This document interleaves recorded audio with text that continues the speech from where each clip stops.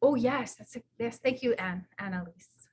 All right, well, good afternoon, everyone. Welcome to Innovate BC. I hope wherever you are, that you are well. I am joining, my name is Michelle. I'm joining from Amiskwaciy, Waskahigan, Edmonton, Treaty 6 territory.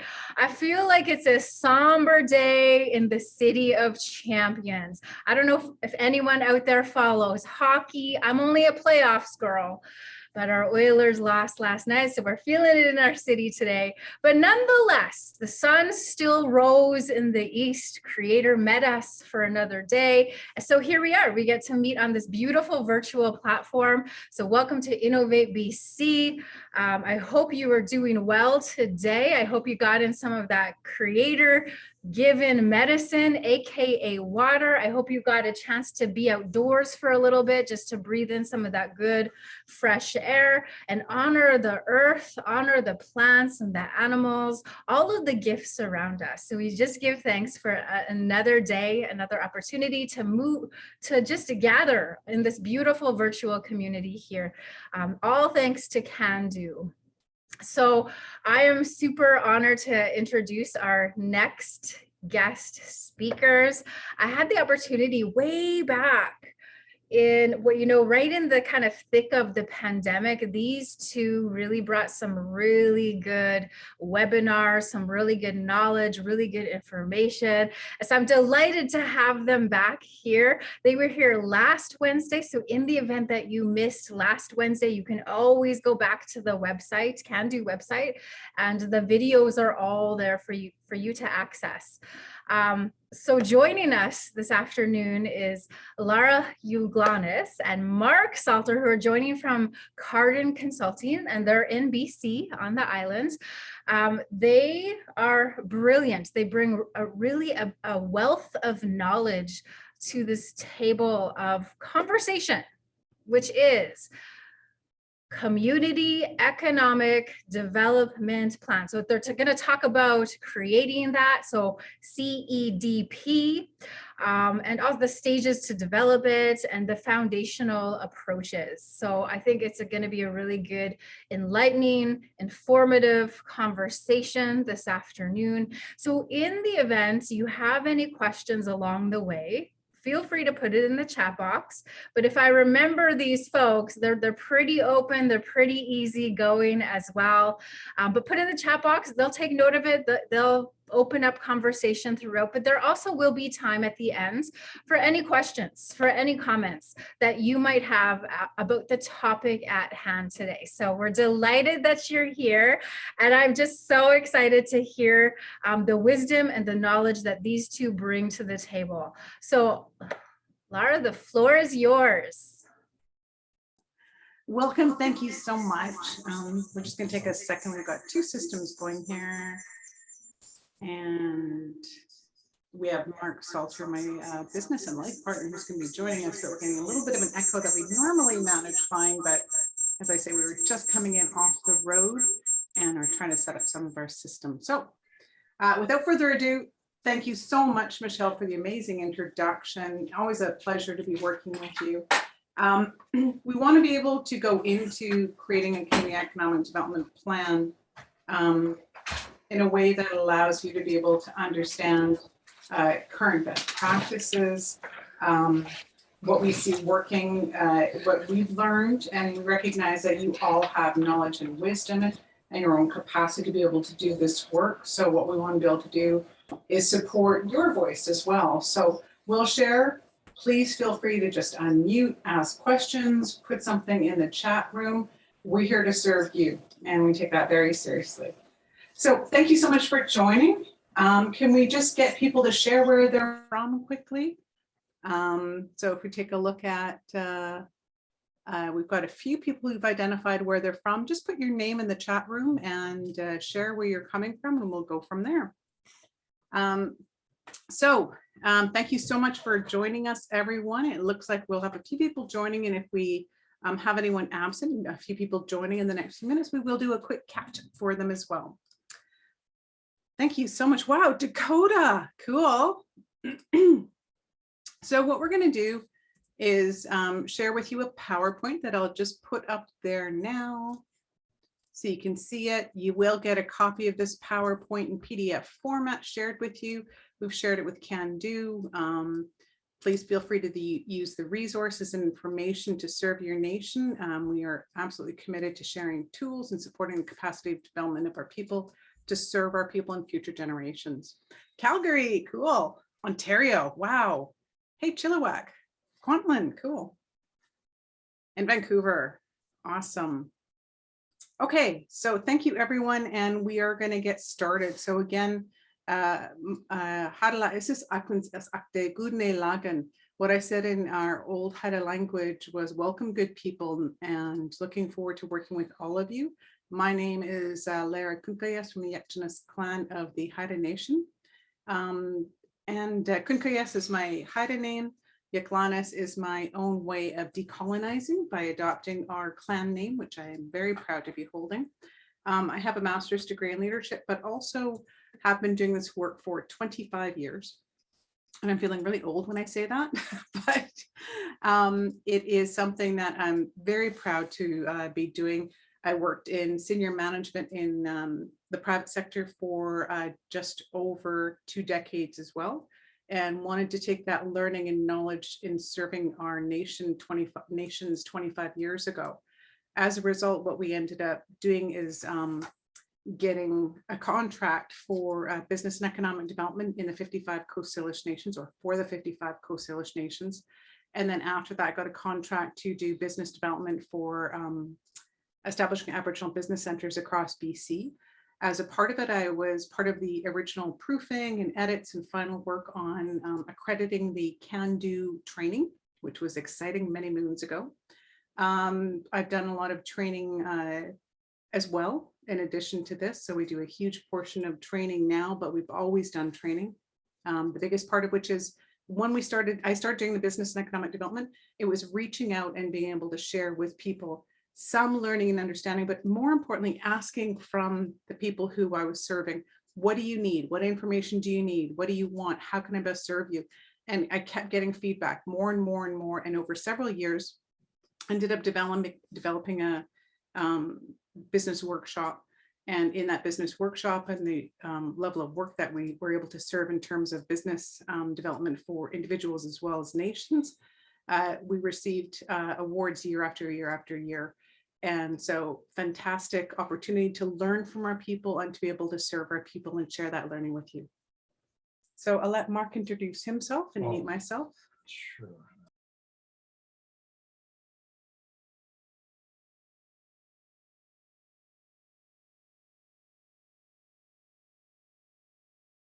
Born and raised in Victoria, and that greeting comes from Lekwungen, from the traditional home of the Sanghees and the Esquimalt nations.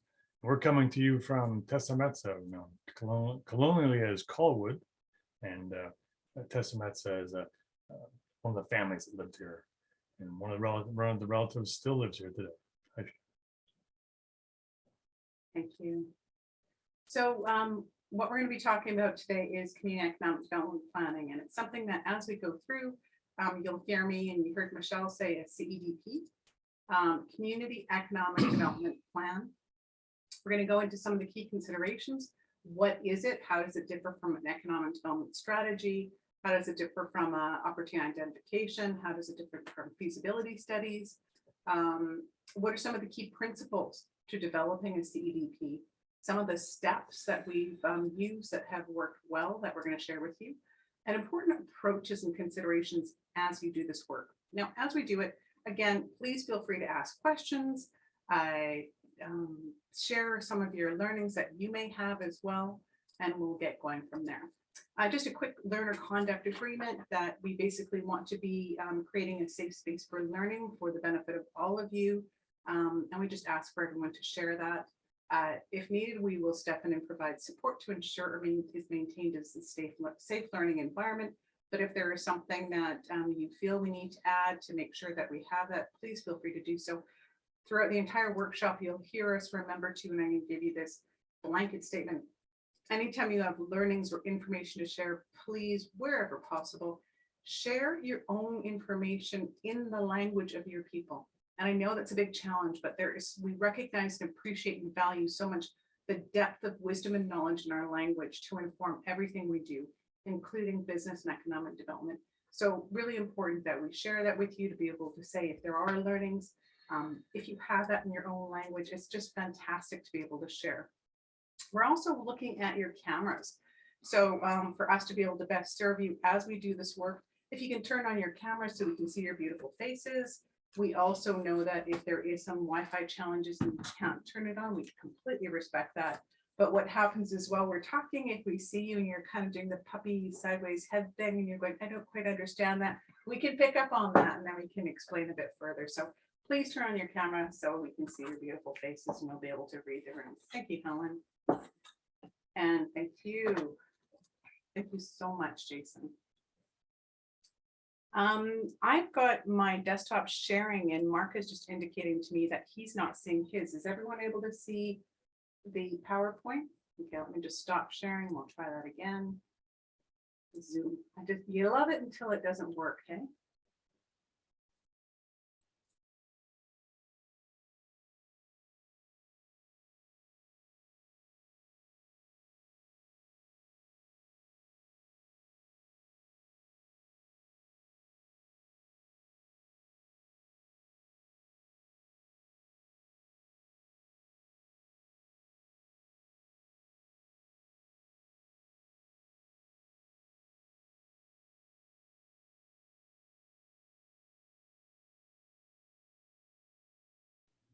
So Mark, I believe you're on mute. Hear me okay over there? I'm having some audio issues myself now.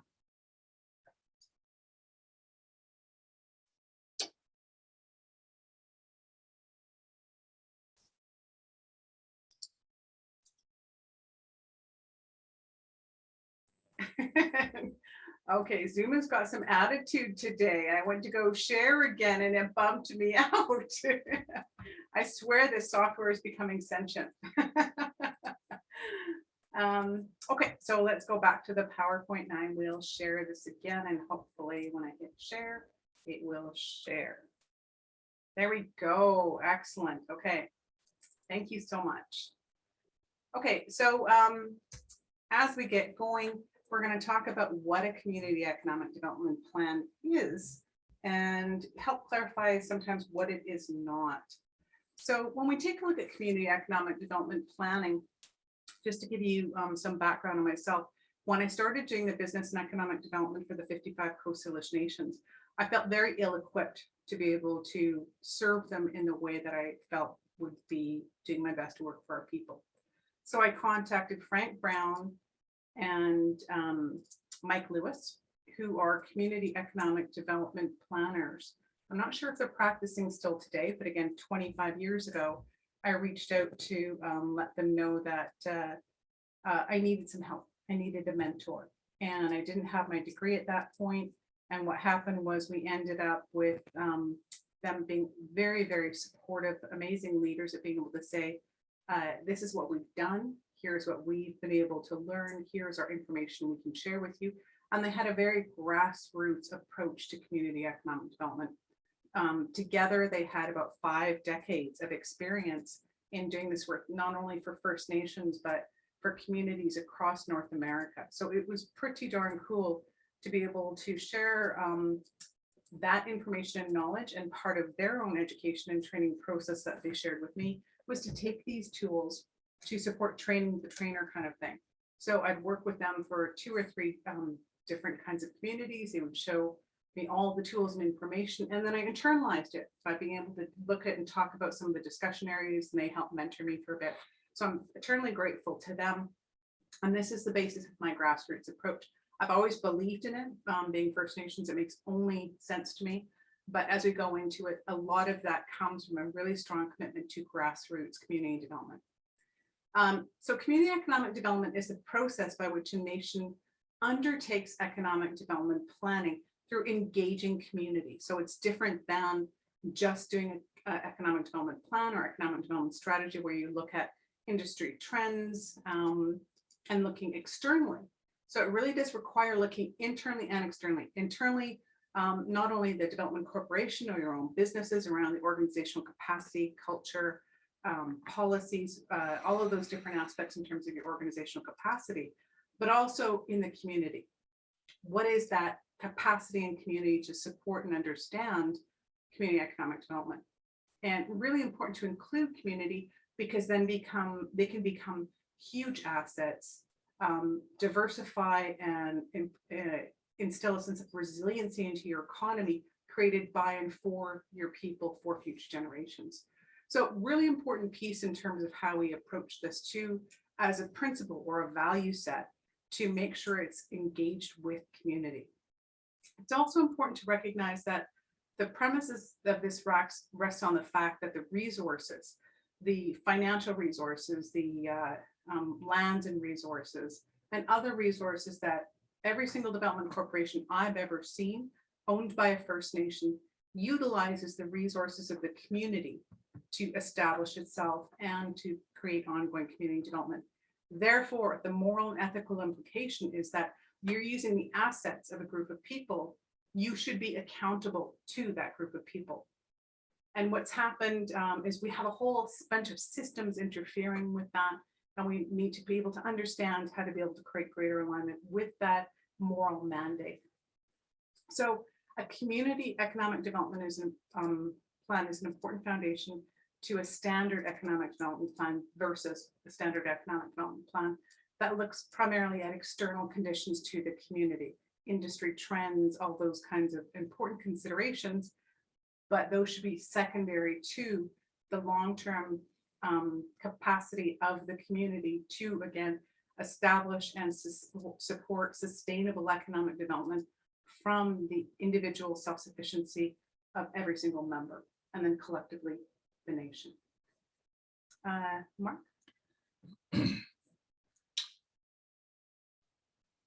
It's important to note that colonization has destroyed the traditional systems of economic success and independence of our nations across the country. These were embedded, successful trading relationships that lasted for thousands of years. And it was very much an interdependent process. The Indian Act came upon us and took away that control in each of the communities, and became an administrative capacity under the chief and council system. Didn't really govern any longer. There was no ability for the traditional methods of coming together and what we call a collective leadership process, where heads of family in some communities would come together as needed and to pick amongst themselves a leader to take them through particular efforts. It could be hunting or fishing, and it could easily be defense and war and so forth. How to manage those things. That was something that was like to be decided upon, and someone was chosen based on their skills to do so.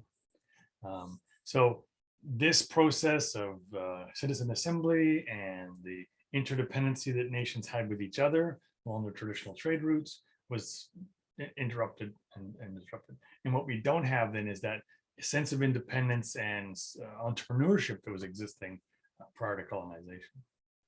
So this is an important process that, as we look to revitalize governance systems and bring them back to the communities and run themselves, the next natural extension is to create that independence through an economic success. And that's the independence that would come from their own business enterprises that the nation puts together and then brings people out. And then as part of that process, rekindle that independent entrepreneurial spirit that existed. And of course, today, we've got the corporate world sort of dictating how business is run. And of course, we're going to talk a little about that, about the principles of corporate governance. We'll get to that in a second. So I'll just go into the one idea again, some principles we want you to understand when we take a look at community economic development. So Mark was talking around the removal of an assembly process in our governing system, which is important to understand because it has huge implications in local citizen understandings of how business or how work is undertaken.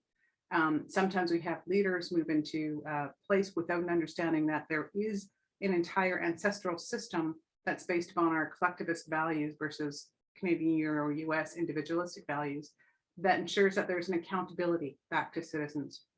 When we take a look at that shared leadership system, it's just as important to consider in corporate governance, because in corporate governance, again, you have that moral implication of having those assets utilized by few people, whether it's a development corporation or a assets owned by the band or the nation, and making sure that those assets are utilized for economic development purposes. So it's making sure that there is that accountability. In many ways, we take a look at participatory governance as a model for helping to support revitalization of ancestral systems. But again, just as importantly, corporate governance needs to have that type of accountability as well. And when we take a look at what we see as the most influential conversations coming from both the lawyers we hire, as well as the Western world, we know that up until World War II, organizations or corporations used to be accountable to their communities. They would establish many different kinds of fundings, programs, services, community service things and projects that were really, really important. After World War II, the leaders in the US decided that it would be really important to revitalize economic development and decided to create something called shareholder primacy. Now, if you haven't heard about it before, it's where we take a look at the system, the legal system by which corporations are established, and their accountability stop at shareholders. So even if you have the best of intentions to serve your citizens, the legal requirement is that you really don't have to. You just have to stop at the shareholder, which for most nations are in trust held by leadership, which is all well and good, but the communication, the support, the understanding of how this works, there is a break in the system where accountability to citizens is this legal structure that's very much a Western structure that completely removes citizens from the equation. And again, you can have the biggest of hearts and all these great ideas, but as you all probably know, and as you've all probably seen or studied, those kinds of joint ventures, those kinds of partnerships, those kinds of organizations that are established will serve in accordance with the legal requirements that they are given. So whatever change has to be built into the DNA of the organization, because it will always revert to those legal requirements. So this is where we see a disconnect. And we see a lot of communities going through this. And what we do is make sure that we step in, and this is where we end up going in quite a bit. This is our area of where we do a lot of this work, coming into community to change what lawyers have set up, both in terms of recommended legal structures to create efficiencies. That's a very practical piece, but also establishing the strategic direction established by leadership to ensure that there is that accountability back to citizens in a meaningful way. So again, if we're to take a look at FPIC, which we demand as First Nations or external organizations and parties to adhere to, we have to adhere to it ourselves. We have to role model those principles and standards. And that includes and is built primarily around being accountable to citizens. So when we take a look at community economic development, it is again established first and foremost by those leaders who are responsible either as establishing business entities and or a development corporation, and being those shareholders or those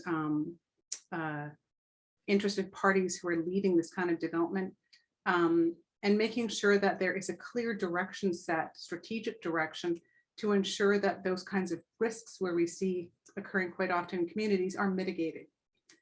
So community economic development is similar to a CCP in that we take a look at the voice of community to inform what's happening. So similar to the process by which a CCP takes a look at the internal infrastructure of a community, we take a look at the internal infrastructure and assets of a community's economic development capacity. And then in undertaking community economic development, we then share that information along with industry trends to then say, what are your needs and interests? Now, what happens is a million different things when we tap into this collective intelligence. That means that we have improved efficiencies, clear articulation, support, and understanding of priorities for community, as well as building entrepreneurial capacity to be able to open businesses, establish contracts, and expand their own self-sufficiency through their own businesses. That creates greater resiliency and economic diversification of your nation. So that if you see 5, 10, 15, 20 different companies establishing themselves in different fields and sectors, you know that if there was an economic crisis, there's enough diversification for there to be continued economic development, rather than, as my original teachers showed me, putting all your eggs in one basket as a large Costco or a call center or something. And then if things go sideways, your community's dead. So really important to diversify your economy to ensure resiliency and long-term sustainability. A good example would be if you're going to, let's say, for example, have a gravel pit operation, which is a popular low impedance to a nation's traditional lands. Relying just on the gravel pit operation as your only economic source makes you vulnerable. But if your community members, through your community economic development consultations and through an advisory committee, become aware of business and how it can be successful. Some of them could be truck drivers. Someone could actually own or operate their own delivery truck. So as part of that gravel coming out of the ground, community members are driving those trucks for delivery.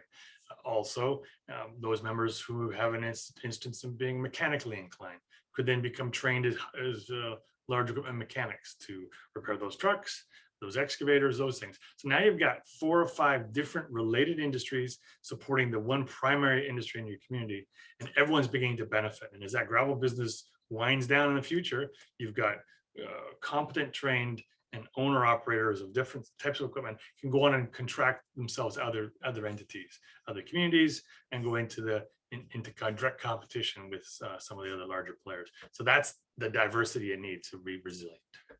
Now, when we take a look at that, it's really important to understand the most common scenarios which you may be experiencing is that we get a small select group of leaders going in and going, we think this is a great idea, without any industry knowledge or research to be able to say, here's the industry trends. It's a great idea to go into this because industries are growing in these fields and shrinking or contracting in certain areas. And when we take a look at a few people making up decisions without any supportive information or knowledge base, so supporting knowledge-based decision-making is critical. So the far end of the extreme is a lot of nations that still go ahead and have council sit there and brainstorm ideas, and that becomes their community or their economic development strategy. The other scenario that we see not as commonly, but is the important standard by which, I should say not as commonly, most commonly, is that you hire a consultant to do an industry analysis, opportunity identification study, economic development plan, economic development strategy without community voice. But that includes all of your industry trends and information that allows for opportunity identification. Those two must come together, as well as community. Again, what you do when you ensure that community is a part of the discussion and decision-making and opportunity identification and prioritization of what the nation undertakes, you end up building these huge, huge alignments. Again, energy, values-based alignments, clear direction that creates long-term support. So, and again, when we see those nations that have just a select few making decisions without information, or with information, but removed from community, we see rubs, we see conflict, and that creates entropy or reduces the effectiveness of a development corporation to do its work. So really important to do that. Most importantly, which I'm really passionate about, is to support small business development. And we talked about this a couple different times, but it's really important to understand that 98% of our local economies in most provinces, and so they really don't change much from between 95 to 98, are driven by small business. And when we take a look at nationally, 98% of our economy is driven by small business. So when we take a look across Canada, that's the backbone of our economy. And what do we see in our communities for our individual First Nation small business development? Less than, about an average, about less than 10%. Now, it's really interesting because I just saw a recent study that came out last year. And when I know the intimate development of business development in BC, having done it for the 55 Coast Salish nations, having established community-based and indigenized small business development workshops, having developed all the templates for the local Aboriginal Capital Corporation, having developed all the pro forma templates, having developed a number of different pieces, including community economic development studies in the regional areas and capacity building sessions that we did 20 years ago. And then also establishing Aboriginal small business centers that support business development across BC. We had 12 of them, and it's narrowed down to primarily 3 since I left that position. But in the study, they were saying that the vast majority of Aboriginal small businesses in Canada exist in BC, but they couldn't figure out why. And there was this huge history and effort to develop small business support. So it makes a huge difference. And the biggest part of that is being there for the engagements on a regular basis, which we'll talk about next. So really important to understand the importance of the people. And again, I'm just going to do a quick overview of this, is making sure that, again, if we're going to take a look at demanding FPIC adherence for anyone we're working with, we better know what it means, and we better be able to behave in accordance with those expectations. So here's a really neat summary slide you can use. Great reference. I love doing it. It took a few hours to do this slide because I wanted to see how do I articulate what FPIC means? So I took a look at some of those common understandings, and there's no clear definitive definition, but what you see in here is the articulation of what FPIC means and the most common understanding.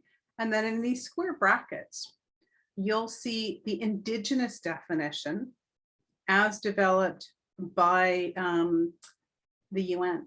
So in addition to what we see as standard descriptions, and we take these from BC, then you see into there those added components that are really important to consider. So really important for you to take a look at that and make sure that that free, prior, and informed consent is a basis by which you do your own work. And if you do community economic development planning, it becomes the nature of how you work. So it's not really a big stretch to do that. So really important thinking about FPIC, implementing it, in addition to community economic development planning or community engagement. As we move into the concepts of understanding how FPIC can support community economic development planning, it's that engagement piece that we start off with, which is when we do the CCP style engagements with our community members, to become aware, and the principles of FPIC are being brought down into the operational end of things. That empowers nation members to engage in projects in their territories with their own ability to be self-determined in doing that. Now, it's a duty of the Crown in some cases, but if you're at community level and if you're being involved in a single source resource extraction industry, you need to know what the long-term applications are. You need to know how that's going to affect you, and you need to know that you can get information, and that's a critical part of it. So you have to use the FPIC on your own institutions to make sure that you are sharing properly, that you are informing the community members, and that you are accountable to them. And this includes UNDRIP, of course. And so again, if we're going to be talking about expecting those things from external partners, we better understand what that means for us. And when we take a look at DRIPA or UNDRIP, it includes determining and developing priorities and strategies for the development of use in lands and territories and other resources as defined by community, as by the Indigenous people themselves, not the government, not a select few or a small arm of the nation or the community, it's the people. So when we take a look at those kinds of things, again, that we're professing to be important to us, we should have that integrity to operate according to those same rules that we expect of others. So when we take a look at community economic development, again, we want to make sure that in corporate governance policies that you take a look at the renewal of your community economic development plan every 3 to 5 years. Similarly, we recommend the same for a CCP. When we do strategic planning for nations or community economic development strategies for nations, we always come back, and a few years later, it is completely out of date within 3 to 5 years. 5 years, it's useless. So here's the 3 question. years, it's almost irrelevant. How many people own a 5-year-old cell phone? So think about how much things change. Think about it. So, you know, a CCP is not going to stand up. If the phones can't, the CCP won't have it. And that's exactly it. I mean, the pace of change and the technological or exponential growth of technology is also reflective of how we communicate the economic development trends we're seeing expediting in the world and globally. So we are seeing a faster pace of change in communities, especially because we are growing and developing to becoming more self-determined and self-governing, and we're growing our economies in unprecedented pace. So having a plan that is beyond 3 to 5 years is not helping anyone. So when we take a look at a community economic development piece, it's really important to take a look at and an understanding of what those kinds of pieces are in terms of the official statement on what the strategic direction is established by a leader. So we did a workshop on that on May 4th. You can go back, as Michelle was saying, to take a look at the video. We go into that in great detail in terms of what should be included in this establishing the strategic direction. So really important to understand that, and you can easily go back to watch that. The governing model that you want to be able to choose, and the report intent, making sure that you engage citizens. So making sure that your community economic development plan has that intention start right at the get-go.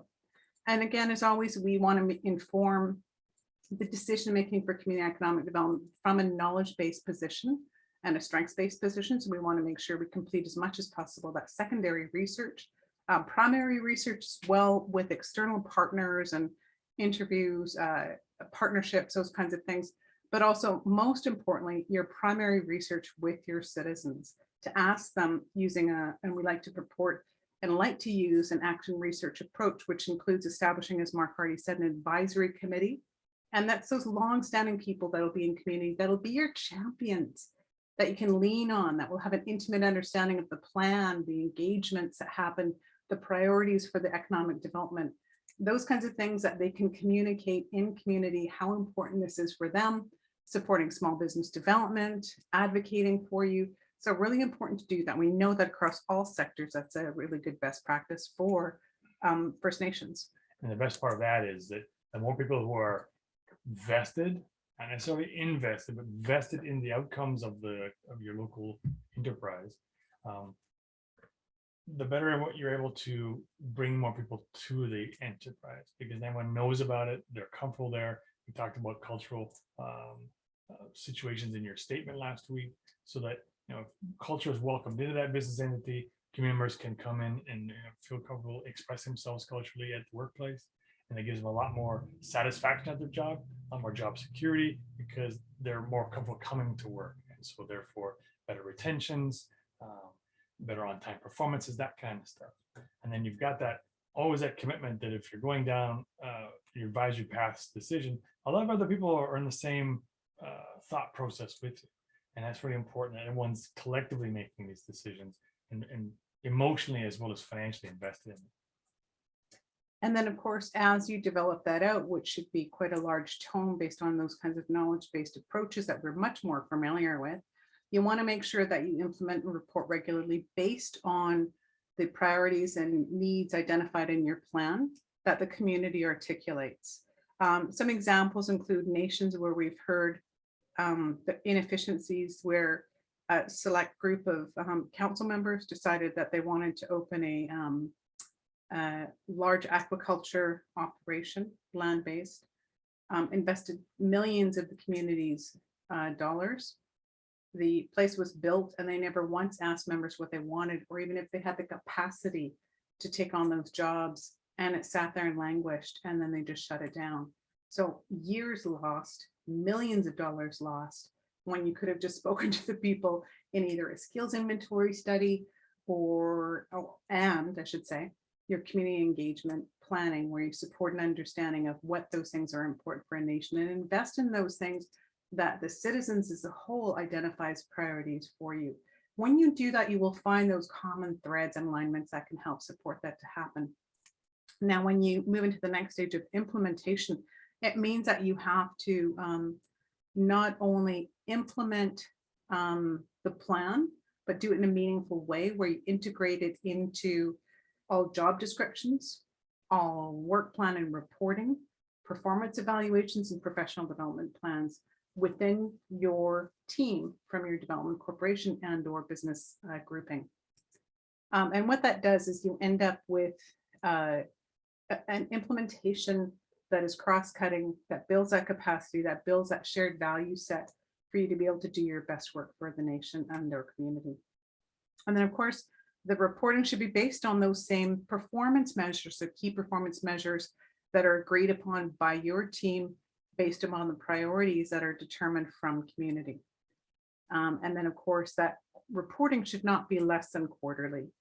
We really see that once it's less than quarterly, that the community becomes disengaged and then uninterested and then angry. Yeah, exactly. So they put a lot of their emotional efforts into this development of it. And all they want to hear back is we're doing okay, or if we're not doing okay, but just hearing back so that, yes, we expected at this quarter to be at this level. However, we have achieved this in this level at the moment. And here's the reasons why we're at this position. We have a supply chain issue. We ran into some staffing and training issues. Those kinds of things can come up. But by sharing that, everyone knows there's nothing being kept from them. That builds confidence with the community, which is really critical. Because as you might go into some lean times, you might meet the dividends that paid back to the community might be reduced from one quarter to the next for all kinds of extenuating circumstances, but you've built a trust. No one's going to be second guessing you because you were always being forthright. That's really, really critical in the community economic development plan. And so when we take a look at the next piece that we wanted, just, I know we have such a short time here, but again, please go back to that May 4th video. It's fantastic at talking about what that strategic direction established by leadership that we found mitigates the challenges that we're constantly going in and helping communities with, develop either as a business charter and or through your articles of incorporation, established across as an overarching kind of umbrella, like your general partnership or your whatever your holding company is that you determine suits your legal needs, and making sure that it's articulated in those corporate governance policies that those kinds of standards apply to all holdings, which means that you don't have to rewrite everything for every single one. It's just understood that those are the corporate governance policies, expectations, and standards that are established across the board. It helps for alignment, also alignment of reporting deadline dates. So making sure that in your articles of incorporation, you align those things, which make your life much easier for this. And the approach that we always recommend is, again, through the appreciative inquiry approach, which changes conversations from digressing into complaining or challenges or a negative conversation to strengths-based, which means we're looking at what is working well. What are those things that give us life? What are those things that give us hope? What are those things that inspire us? What are we working towards? And what can we do better? What are some of the learnings? What are some of the things that we've learned over the past year? What are some of the things we've learned since we established this development corporation? And how can we apply that to the future? So consistent with Michelle's amazingly positive personality and approach, that's the kind of thing you want to do, is to maybe take a look at how you communicate, how you operate, the culture, organizational culture that you have,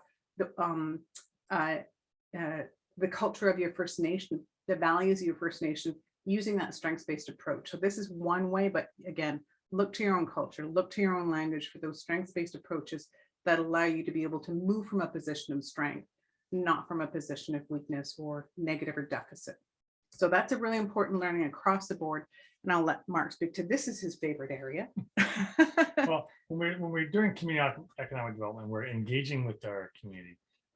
We have to learn and share in ways that respects the involvement of the community members. And we like to use a mantra: nothing about us without us. So if this is going to be affecting the collectiveness of our community, we need to be involved in it and understand what that's going to be.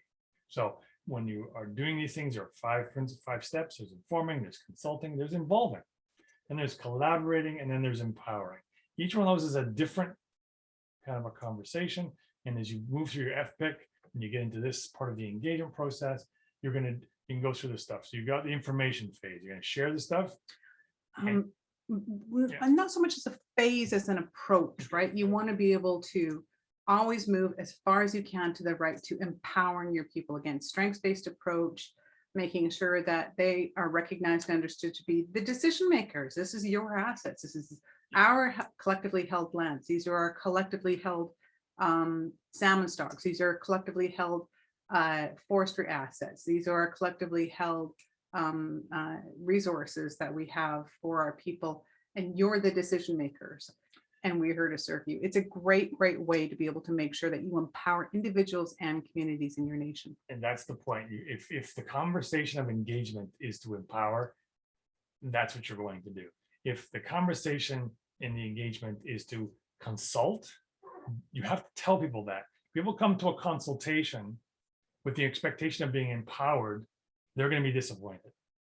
So you really got to be honest with what you need from the gathering of your engagement. Do you want to just inform people?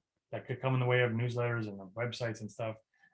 If you want to consult and get some feedback and get some material, that's a different process. But if you're having a consultation with people and they think they're going to be making some decisions, then you're setting yourself up for a failure. So as you get your engagement decisions made, confirm what it is you need from the engagement. And people should be asking that. What is the outcome for this meeting to be today? Oh, I'm to be involved and to make sure that my needs are understood. That's what this is about. Great. I'm going to tell you what I need. And then you're going to then invite me to then collaborate to create a solution that we can all agree upon.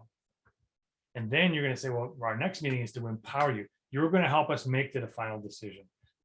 This is not being removed from the community. We're going to empower the membership here to make that decision. So as you engage with your community members, ensure that you are being honest about what you need from them and be very explicit. If people come to something, an empowerment meeting, and they haven't been properly informed or consulted or involved in coming up with ideas or collaborated with, and all they want you to do is just vote on something, they might feel a little bit disconnected. So really be honest with what you want to do. Excellent. So now we've got a little bit of time left. We wanted to answer your questions. What are those lessons learned? What are the questions that we can answer? Now, this is the excellent place, and CANDO always supports this. This is the place for anything you might consider good questions, stupid questions, anything you want to ask. This is a safe space to ask that. So we want to hear from you. What are some of those things you want to share? There are no stupid questions. Just something you don't, just information you need. Yeah, so the floor is open, everyone. This is an excellent opportunity. These two folks are remarkable. Like, you have some really great knowledge right here. So this is a really great opportunity for you to ask any of the questions. I honestly appreciate every single time I get the opportunity to listen to you both. I appreciate so much how you always bring it back to the people, back to the community, that we, as communities, as nations, we have a wealth of knowledge and understanding and wisdom. So I really appreciate that you always bring it back to that point. Consultation is really important, empowering. I mean, even listening to you today, I feel empowered to do, whatever I need to do within community here. So thank you. So the floor is open. If you have any questions, virtually, come on in. Even use that chat box as well. Now, this is a good point to talk about a couple points, and if we don't have questions right away, but feel free to open up or to put it in the chat. Two things. One thing Michelle was just talking about, there is proven evidence of collective intelligence being much more powerful than any one individual being able to make decisions. So you're tapping into the collective intelligence of your nation, at the same time building capacity. The other thing is that in terms of the work that you're doing, I was just wondering, maybe we can share quickly the summary that we did from May 4th to talk about some of that strategic direction that leadership sets. So I'll just share that quickly. And basically what we found is that when we've gone into community over the last 25 years, we've seen businesses or development corporations primarily having challenges. It's because of a lack of strategic direction and leadership. So what we always do is we start off with the value set. Again, when we take a look at the values as they are expressed through the behaviors individually and collectively of a nation, whether it's through the expression of nation governance or economic development, when we align with those values, we see better outcomes. And that includes Kurt Holsted. Thank you, who did that research for many years on businesses with values aligned performance indicators that dramatically outperformed any other kind of organization. Google and Apple, a lot of these organizations, and I'm certified level 2 for that kind of training for what is being done around the world from the Value Center in the UK. And we are seeing those kinds of huge improvements in capacity by organizations that do that values aligned work. But most importantly, leaders determining what those values are, hopefully informed by community voice, principles, the mandate or the purpose, and that should be your articles of incorporation, as well as your missions and how you're going to express those kinds of work and activities to realize your vision or your mandate. Performance measures and limits, really important. What are you going towards? And the common ones are things that move beyond just ROI. And there are a whole range we can share with you too. Ensuring there's a competency matrix. So there's a standard by which those leaders on the board serve. They have to have capacity. And in recent years, more and more, we see the boards of our development corporations themselves demanding it. Because when they see new members coming in and they don't have that capacity, it costs the nation money. Shareholder and board members' roles and responsibilities, understanding clearly what they're supposed to be doing. Corporate governance policies, many best practices out there. We do a lot of this work. So there are indigenized ones. We always ensure that if you're going to use that kind of model, which is fantastic, make sure you include strategic planning, accountability, and reporting.